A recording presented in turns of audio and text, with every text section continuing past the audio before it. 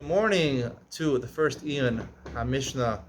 We're learning Masechah Sheviis, uh, starting Masechah Sheviis, and the goal of this year of Ian HaMishnah is to understand better on a deeper level what these Mishnayos are talking about, and really, ultimately, Mishnayos Gemara says that Mishnayos is really the source for halachas, right? They're basically a shorthand version of the Gemara, and they give you direct access to the halachas without delving into the reasons behind them or the minute discussions about them. So that if you want to get a clear picture of the halachas, a simplified summary of the halachas of all the Torah, you look at the Mishnayos, and often leads to halacha, and that's what I want to be the focus of our Mishnah, is to go, as opposed to my Gemara share Daf Yomi, just daf it, where we give it the regular daf Yomi share with Ben Sina. I teach you how to learn the Gemara Be'iyun. It's not so much to give a psak halacha. Sometimes it ends up giving a chiddush is a psak halacha, like today's share,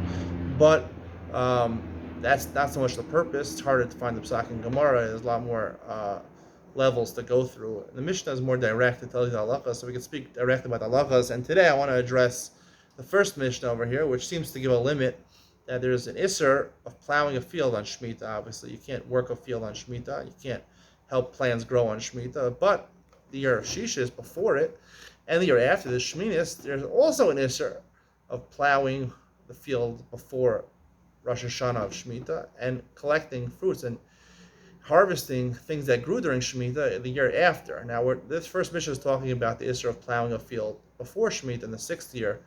When do you have to stop plowing the field? So the Mishnah says that if it's a stay Elon, if it's a field that has fruit-bearing trees, so then you have until Shavuos, basically, both according to Beis Hillel, and the Mepharshim explain a stay Lavan, that you have until Pesach. If it's a wheat field, something that doesn't have fruit-bearing trees, right, where Zroyim is considered you're harvesting the seed as opposed to harvesting a fruit, which has seeds inside of it.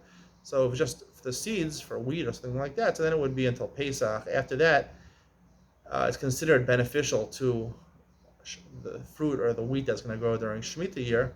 And same thing for fruit-bearing trees. If you do it after Shavuos, it's going to be beneficial for the next year, upcoming year. That is a shita. That's the only shita that's recorded in the Mishnah. Both Beis Shammai will agree to this. But if you look in the Mefarshim, the Rambam and the Rav, Ravad, Bartanura, bring the halacha, which is quoted, I believe, from Gemara and Moed Katan, that Rabban Gamliel ubeis dino nimnu al shtei prach malalu b'shem pesach b'sei aliva alavan. I'm reading from the Rav. Atzeres the Ailan of Eitirum.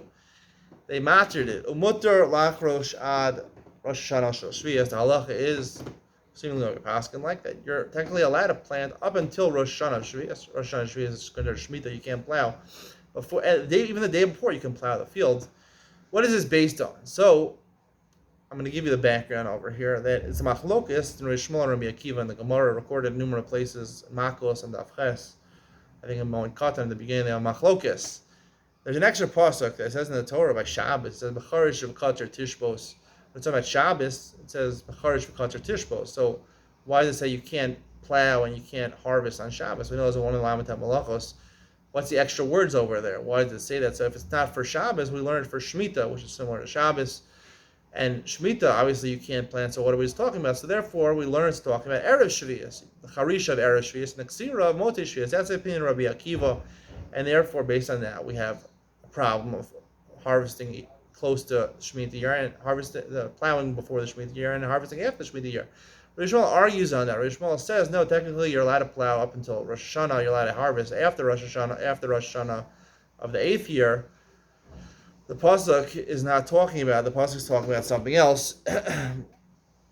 What it's talking about also. It's a different time. He says. So how do you know that you can't plow before Shemitah? That's only halacha Moshe Sinai. That's a tradition we have from Moshe Sinai, and therefore it only applied during the time of the Beis Hamikdash. But now we don't have the Beis Hamikdash. Rabbi Gamliel said the Beis Hamikdash doesn't apply anymore. So therefore, there's no concept of Tosefes Sheviis, doing it before plowing before harvesting after. Now. The Maskana, it's not so clear because the Gemara really does mention that 30 days before, even though from Pesach and Shavuos it's mutter, but 30 days before there is a constant of Sheviis. We're going to get more into that. 30 days before Shemitah, what is that based on? And that's basically the outline for this Masechta, right? This is the first Mishnah over here of the Sheviis. to Machlokes and Shmuel and Rabbi Akiva. We'll get more into that in the coming days. See you tomorrow. Bye.